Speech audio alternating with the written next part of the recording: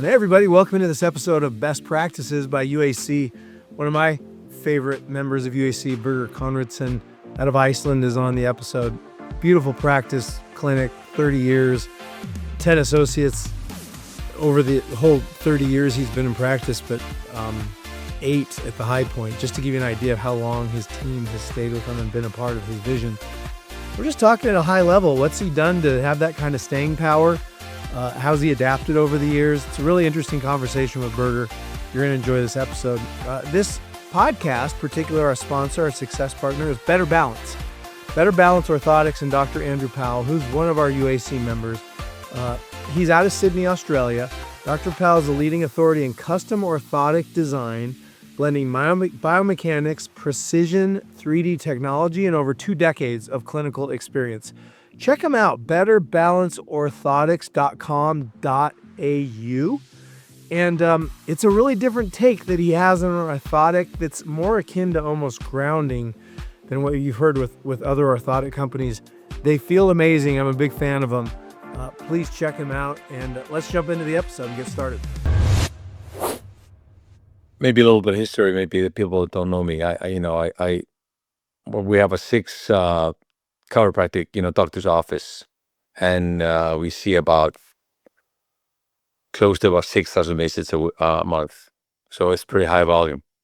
Yeah. And what I've noticed is that what I did maybe pretty good, but I didn't. I built this all in my head first, of course, but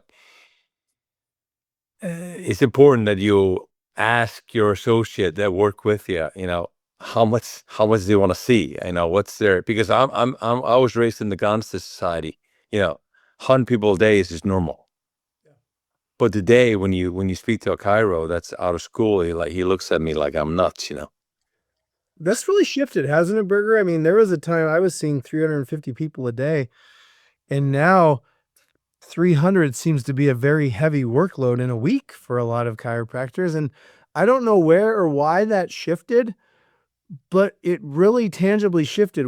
I hear that every week on calls for chiro matchmakers and with associates. And first question is, why do you think that shifted that way, other than the easy answer? I don't want to just say, oh, this younger generation's lazier. I don't think it's that, but there is a different expectation on them, isn't there?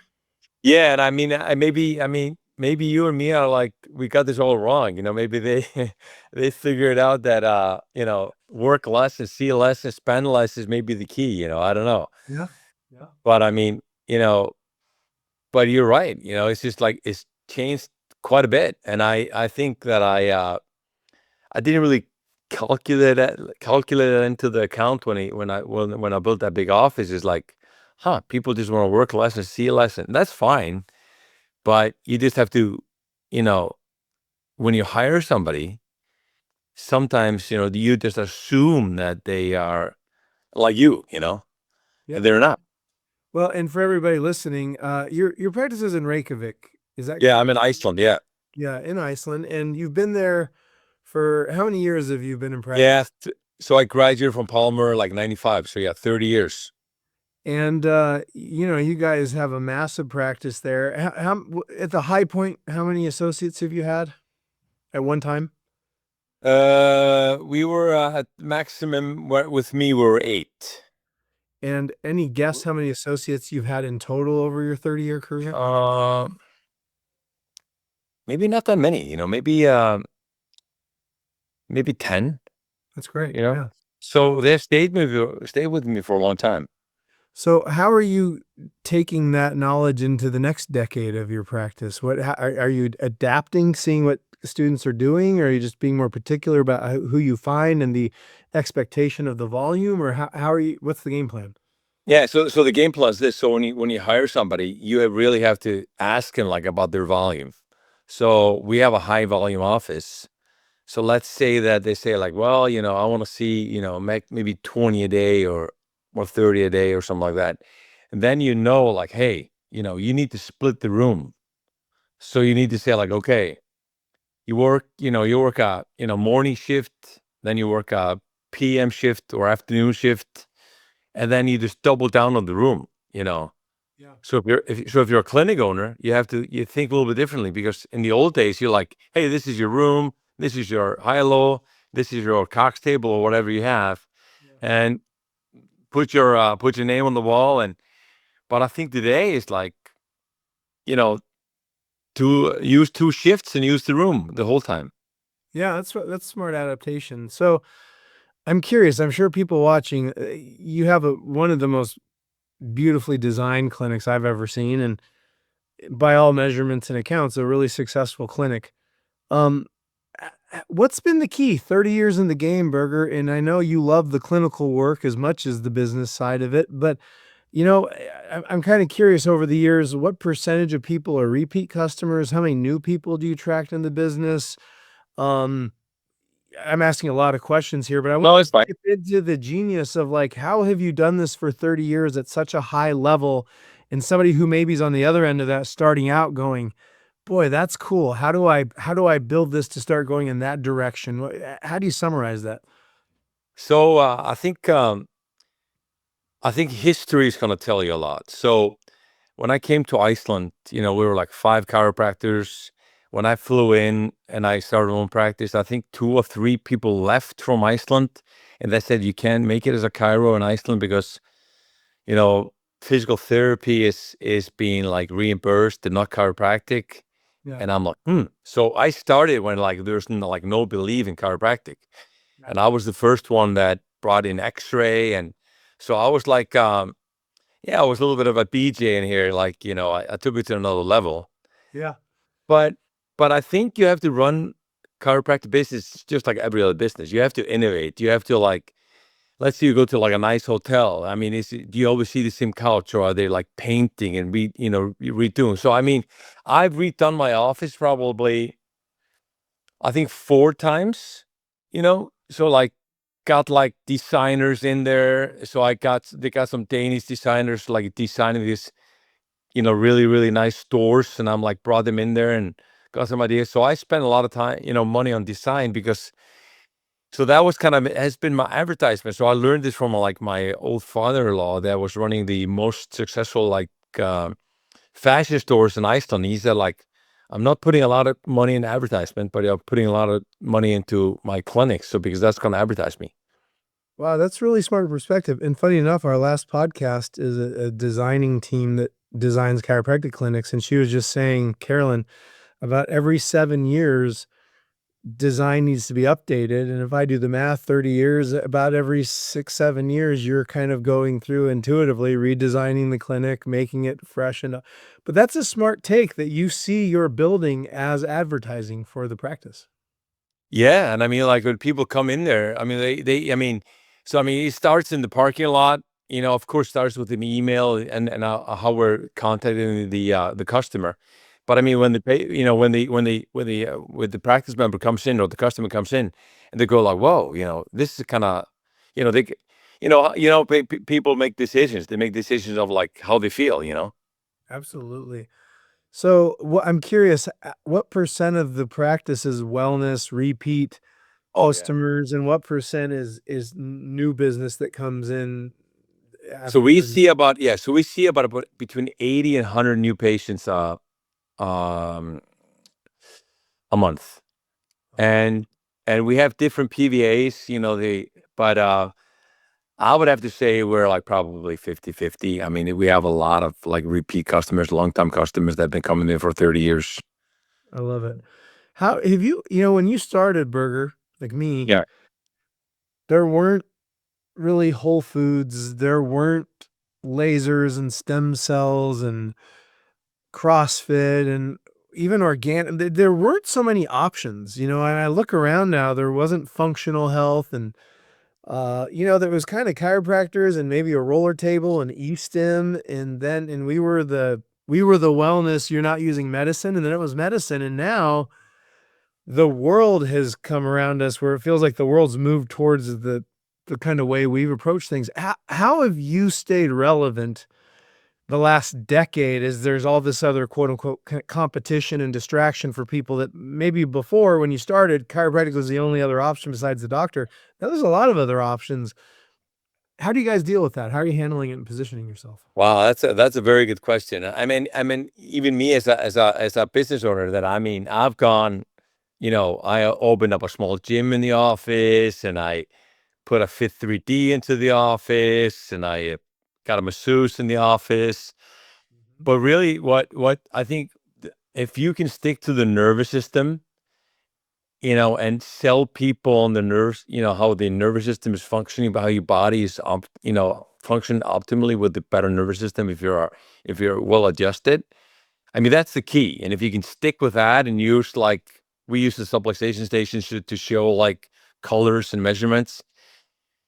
So I can tell you, I mean, I did the gym thing, and we're still doing a little bit of that. But if you look at the numbers, I mean, that doesn't do anything in the business compared to, like, chiropractic. I mean, nothing beats chiropractic adjustments. I agree, both in impact and time spent and revenue generated. And revenue, yeah, I know. It's just, and then we go back and forth, like, oh, we have a Fit 3D machine. I'm like, yeah, but I did, like, nothing compared to. So, you stick to, I don't know, if when you've been doing this for 30 years, you go, huh, is that it? And you go a little bit off tangent, just a little bit, and then you just go, boom, back to it, then you go and do the gym thing, you go, boom, back to the chiropractic. I love it, man. Or, uh, that's genius. Um, I'm curious, Berger, what in Iceland, so do you do any marketing or is it really word of mouth? Or I mean, it's a high patient volume a month. What are you finding on the island brings people in the doors these days?